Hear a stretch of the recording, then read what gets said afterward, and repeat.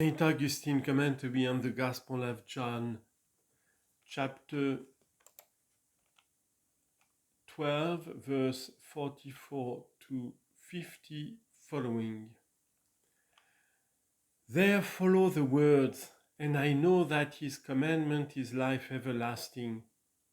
If then the Son himself is eternal life, and the Father's commandment the same, what else is expressed than this, I am the Father's commandment?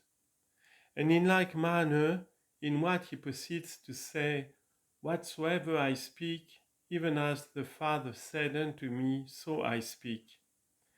Let us not be taking the said unto me as if the Father used words in speaking to the only Word, or that the Word of God needed words from God.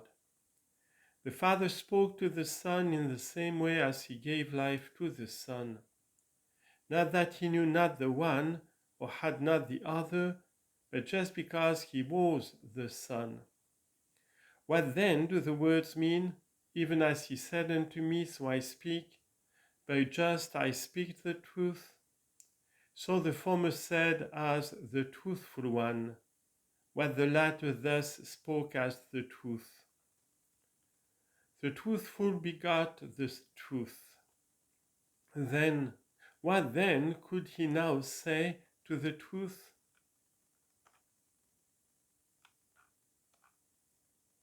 For the truth had no imperfection to be supplied by additional truth.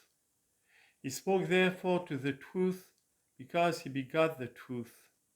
And in like manner the truth himself speaks what has been said to him.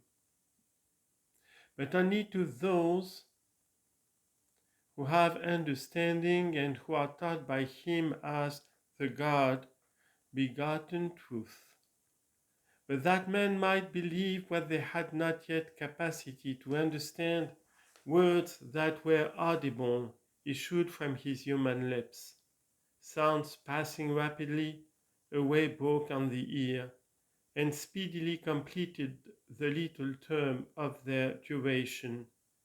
But the truth themselves, of which the sounds are but signs, passed, as it were, into the memory of those who heard them, and have come down to us also by means of written characters as signs addressed to the eye. But it is not thus that the truth speaks. He speaks inwardly to the soul, to the souls of the intelligent.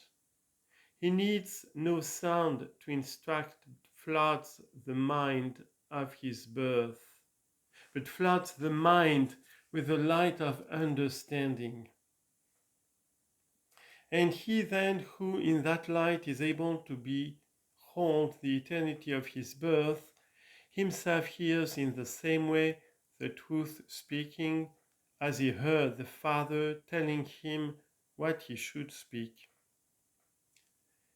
He has awakened in us a great longing for that sweet experience of his presence within. But it is by daily growth that we acquire it.